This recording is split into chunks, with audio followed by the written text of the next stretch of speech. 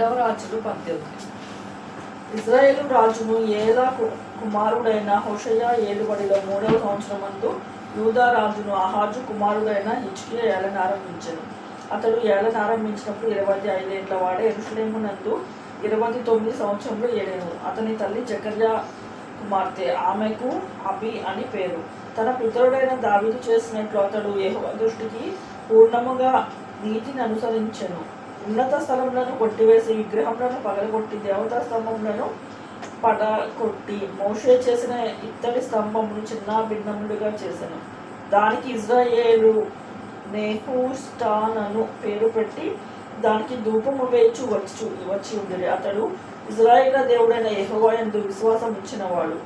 అతని తరువాత వచ్చిన యూదా రాజులలో అతని పూర్వీకుడైన రాజులలో అతనితో సమమైన వాడు ఒకడునూ లేడు. అతడు యెహోవాతో హత్తుకొని ఆయనను వెంబడించుటలో వెనుక తీయక ఆయన మోషేకు ఆజ్ఞాపించిన ఆజ్ఞలన్నింటినీ గైకొనుచుండెను. కావున యెహోవా అతనికి తోడుగా ఉండెను. తాను వెళ్ళిన చోటనెల్లా అతడు జయము పొందెను. అతడు అషూరు రాజునకు సేవ చేయకుండా అతని మీద తిరగబడెను. మరియు గాజా పట్టణం వరకు దాని సరిహద్దుల వరకు కాపరుల గుడిసెల అందేమి ప్రాకారముల గల పట్టణముల అందేమి అంతటను అతడు ఫిలిష్తీయులను ఓడించెను. రాజైన హిజ్కియా ఏలుబడిలో 4వ సంవత్సరమందు ఇజ్రాయేలు రాజైన ఏలా కుమారుడగు హోషేయ ఏలుబడిలో 7వ సంవత్సరమందు అషూరు రాజైన షల్మనేసరు షోమ్రోను పట్టణము మీదకి అది వచ్చి ముట్టడి చేశాను. 3 సంవత్సరములు పూర్తయిన తరువాత అషూరీయులు దానిని పట్టుకొనిరి. హిజ్కియా ఏలుబడిలో 6వ సంవత్సరమందు ఇజ్రాయేలు రాజైన హోషేయ ఏలుబడిలో 9వ సంవత్సరమందు షోమ్రోను పట్టణములో పట్టబడెను.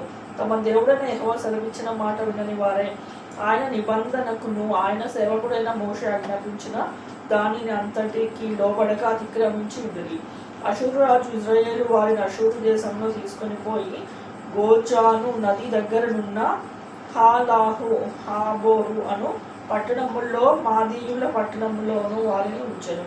రాజైన హిజ్కియా ఏలుబడిలో 14వ సంవత్సరంలో అషూరు రాజైన సన్హెరీబు యూదా దేశమందున ప్రాకారము గల పట్టణములన్నిటి మీదను వచ్చి వాటిని పట్టుకొనగా యూదా రాజైన హిజ్కియా లాకీషు పట్టణమందున్న ఆషూరు రాజు నొద్దకు దూతలను పంపి, నా వలన తప్పు వచ్చినది, నా యొద్ద నుండి తిరిగి నీవు వెళ్ళిపోయినట్లా నా మీద నీవు మోపిన దానిని నేను భరింతునని వర్తమానము చేయగా అషూరు రాజు యూదా రాజైన హిజ్కియాకు 600 మణుగుల వెండి 60 మణుగుల బంగారమును జుల్మానాగా నియమించెను. కావున హిజ్కియా యెహోవా మందిరమందు రాజనగరు నందున్న పదార్థములలో కనపడిన వెండంతయు అతనికి ఇచ్చెను. మరియు ఆ కాలమందు హిజ్కియా దేవాలయపు తలుపులకున్న బంగారమును తాను కట్టించిన స్తంభములకున్న బంగారమును తీయించి అషూరు రాజుకు ఇచ్చెను. అంతటా అషూరు రాజు తార్తానును రబ్సారీసును రబ్షాకేనును లాకీషు పట్టణము నుండి యెరూషలేమందున్న రాజైన హిజ్కియా మీదకి బహు గొప్ప సమూహముతో పంపెను. వారు యెరూషలేము మీదకి వచ్చి చాకిరేవు మార్గమందున్న మెనక కొలను కాలువ యొద్ద ప్రవేశించి నిలిచి రాజును పిలువనంపగా హిల్కియా కుమారుడును గృహ నిర్వాహకుడైన ఎల్యాకీమును శాస్త్రియగు షెబ్నాయాను రాజ్యపు దస్తావేజుల మీద ఉన్న ఆసాపు కుమారుడైన యోవాహును వారి యొద్దకు పోయి అప్పుడు రబ్షాకే వారితో ఇట్లనెను, ఈ మాట హిజ్కియాతో తెలియచెప్పుడు మహారాజైన అషూరు రాజు సెలవిచ్చినదేమనగా, నీవు ఇలాగూ చెప్పవలెను, నీవు నమ్ముకొను ఈ ఆశ్రయాస్పదము ఏపాటి ప్రయోజనకారి.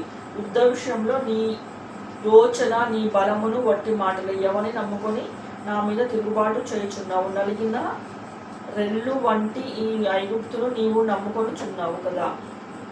ఒకటి దాని మీద ఆనుకున్న ఎడల అది వాని చేతికి గుచ్చుకొని దూసిపోవును. ఐగుప్తు రాజైన ఫరో అతని నమ్ముకొని అందరికీ అట్టివాడే. మా దేవుడైన యెహోవాను మేము నమ్ముకొనుచున్నామని మీరు నాతో చెప్పేదరేమో సరే, యెరూషలేమందున్న ఈ బలిపీఠము వద్ద మాత్రమే మీరు నమస్కారం చేయవలని యూదా వారికి యెరూషలేము వారికి ఆజ్ఞ ఇచ్చి హిజ్కియా ఎవని ఉన్నత స్థలములను బలిపీఠములను పడగొట్టెనో ఆయనే కదా యెహోవా. కావున చిత్తగించి అషూరు రాజైన నా ఏలిన వానితో పందెము వేయుము. 2000 గుర్రముల మీద రౌతులను ఎక్కించుటకు నీకు శక్తియున్న ఎడల నేను వాటిని నీకిచ్చెదను. అయితే నా యజమాని సేవకులతో అత్యుత్తమమైన అధిపతియగు ఒకరిని నీవెలాగూ ఎదురింతువు. రథములను రౌతులను పంపమని ఐగుప్తు రాజును నీవు ఆశ్రయించుకొంటివే.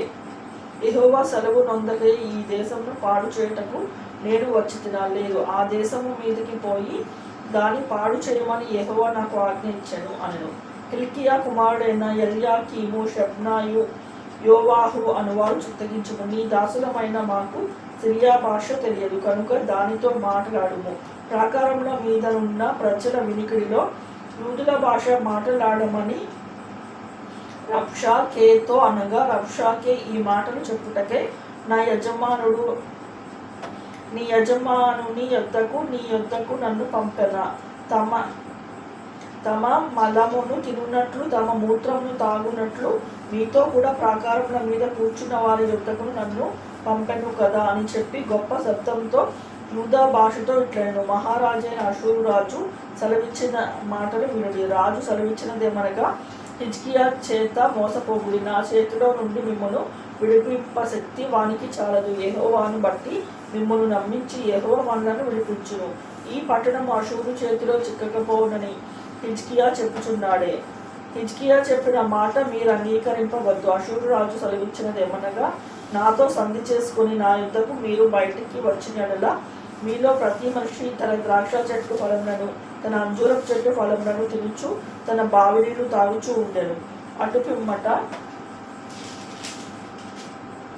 మీరు చావక బతుకున్నట్లుగా మేము వచ్చి మీ దేశమంతటి దేశమును అనగా గోధుమలను ద్రాక్షారసములను గల దేశమునకు ఆహారమును ద్రాక్ష చెట్టును గల దేశమునకును ఒలీవ తైలమును తేనెయను గల దేశమునకు మిమ్మును తీసుకొని పోదురు. అచ్చట మీరు సుఖముగా ఉందురు. కావున యెహోవా మిమ్మును విడిపించునని చెప్పి హిజ్కియా మీకు బోధించు మాటలను వినవద్దు. ఆయా జనముల దేవతలతో ఏదైనా తన దేశమును అషూరు చేతిలో నుండి విడిపించెనా? హమాతు దేవతలు ఏమాయను? ఆర్పాతు దేవతలు ఏమాయను? సెపర్యాయిము దేవతలు ఏమైను? హెనాయియా అనువారి దేవతలు ఏమాయను? షోమ్రోను దేశపు దేవత మా చేతిలో నుండి షోమ్రోను విడిపించెనా? యెహోవా మా చేతిలో నుండి యెరూషలేము విడిపించుటకును ఆయా దేశముల దేవతలతో ఏదైనాను తన దేశంను మా చేతిలో నుండి విడిపించినది కలదా అని చెప్పాడు. అయితే అతనికి ప్రత్యుత్తరం ఇయ్యవద్దని రాజు సెలవిచ్చి ఇరుట చేత జనులు ఎంత మాత్రము ప్రత్యుత్తరం ఇయ్యక ఊరుకుండిరి. గృహ నిర్వాహకుడు హిల్కీయా కుమారుడైన ఎల్యాకీమును, శాస్త్రియకు షెబ్నాయము, రాజగు దస్తావేజుల మీదనున్న ఆసాపు కుమారుడైన యోవాహును పట్టలు చింపుకొని హిజ్కియా యొద్దకు వచ్చి రబ్షాకే పలికిన మాటలనియు తెలియచెప్పిరి.